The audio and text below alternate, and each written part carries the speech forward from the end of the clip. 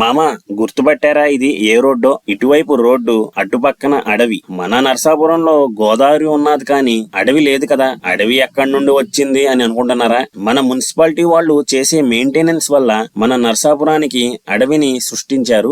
ఎంత దారుణంగా పెరిగిపోయాయో చూడండి చెట్లు. ఇది ఒక్క రోజులో ఇలా అయ్యింది కాదు, కొన్ని సంవత్సరాలు పడతాది ఇలా చిన్న చిన్న మొక్కలు పెద్దగా అయ్యి విస్తరించడానికి. అంటే ఇన్ని సంవత్సరాలు మన మున్సిపాలిటీ వాళ్ళకి ఇది కనిపించలేదా? కనిపించలేదు అంటే ఆలోచించాల్సిన విషయమే. కావాలని మనకెందుకులే అని వదిలేసి ఉంటే కొన్ని జన్మలెత్తిన మన ఊరు డెవలప్ అవ్వదు. చిన్న మొక్కగా ఉన్నప్పుడే వీటిని తొలగించి ఉంటే ఈ రోజు ఈ పరిస్థితి వచ్చేది కాదు.